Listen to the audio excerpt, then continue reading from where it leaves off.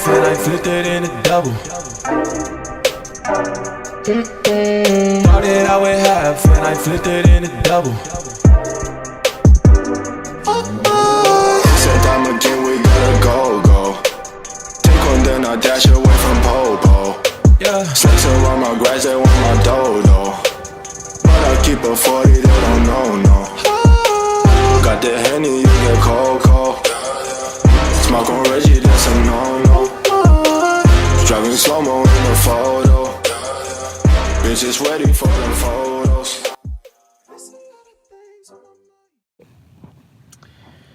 Donc voilà pour la présentation du véhicule donc Ioniq 2001. Donc on a un volant assez complet.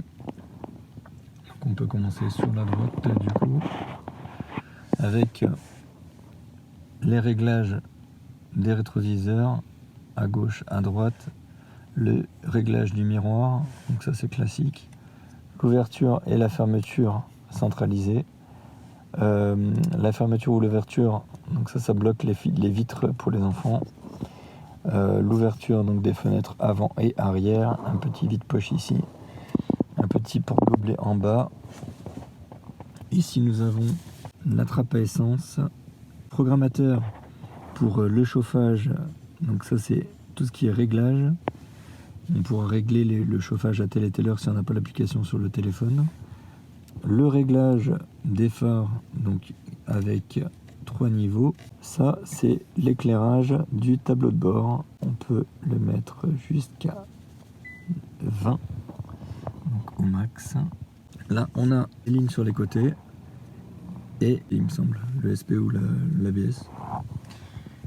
Là, donc, du coup, sur le tableau de bord, on a les limitations en haut à gauche.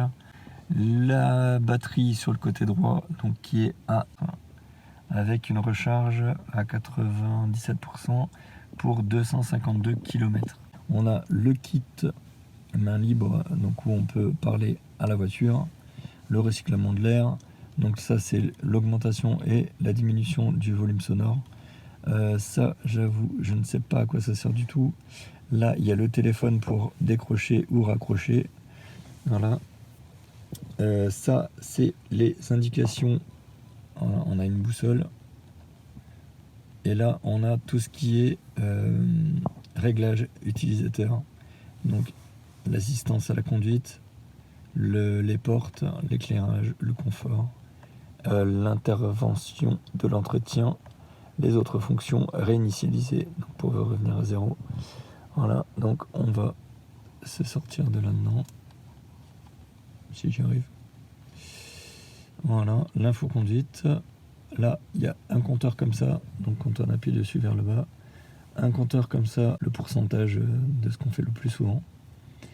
Le flux d'énergie, donc ça c'est quand on accélère ou quand on réduit la vitesse. L'info conso, donc ça c'est ce que je consomme. Et on revient sur la partie normale.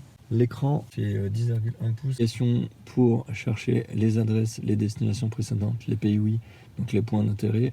Hyundai Live, le service Hyundai, l'option itinéraire, annuler l'itinéraire pour arrêter. Le répertoire, c'est toutes les adresses qu'on a déjà mises. La borne de charge, donc ça vous indique où est-ce que vous avez des bornes de charge, les coordonnées. Donc après là vous avez des favoris ou que vous pouvez choisir le domicile directement ou le bureau. Voilà. Après vous avez la radio avec un son Infinity, donc un très bon son. Les médias, donc là j'ai rien du tout, donc j'ai rien du tout de connecté. Mais si vous mettez un téléphone ou alors une clé USB, peu importe. Donc là ça c'est pour les chansons, les mettre en avant ou les mettre en arrière, les favoris. Et dans Setup, on a tout ce qui est réglage, encore une fois, des paramètres et tout ça. Donc je vous laisserai regarder. Il y a encore les navigations, il y a le véhicule, donc le mode de conduite avec les différents modes éco, normal ou sport, avec dans chaque réglage la possibilité de régler tout ça comme l'on veut, avec les récupérations au niveau 1, 2 ou 3, la vitesse maxi qu'on peut aussi adapter. Dans le mode éco, le mode normal ou le mode sport. Ce qu'il faut savoir aussi, c'est que on peut mettre un mode Eco Plus en laissant le doigt sur le bouton Drive Mode, donc, qui se trouve juste là. Donc en fait, en laissant son doigt sur Drive Mode, on enclenche en fait le mode Eco Plus. Donc le mode Eco Plus qui arrête toute la pompe à chaleur et tout ce qui est climatisation. Donc ça enlève un peu tous les modes différents qui pourraient s'accumuler et user la batterie un peu plus. Donc là, on peut voir que je suis à 252 km en Eco Plus. Si je me remets en mode normal, je vais être à 252, mais peut-être parce que j'ai pas démarré du coup. En mode normal, on va le voir tout de suite si ça change quelque chose ou pas. En mode normal 242 et en mode sport, donc vous voyez ça change de couleur à chaque fois. En mode sport, on est à 239 km.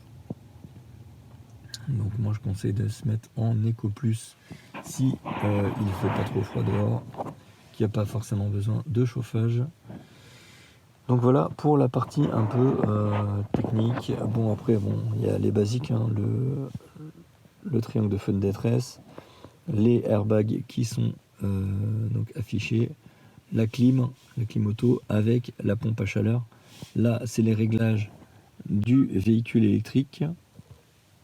Donc c'est ça, avec les batteries et tout ça, on peut les enlever ou les mettre.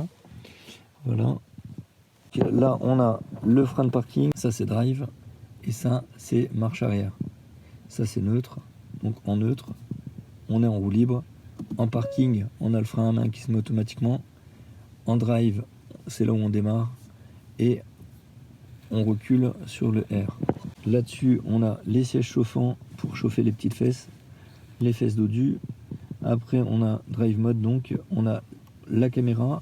On peut regarder à l'arrière si on le désire. On peut se mettre en caméra arrière. Voilà. On n'est pas obligé de se mettre en marche arrière pour mettre la caméra arrière. L'auto-hold, c'est si on décide d'enlever en fait le mode automatique et de passer en mode accélération lorsqu'on appuie sur l'accélérateur et pas faire partir la voiture automatiquement. Donc ça enlève tous les radars de recul, les radars à l'avant, ainsi que tous les radars. Et le frein de parking, le frein à main. Voilà pour le côté technique.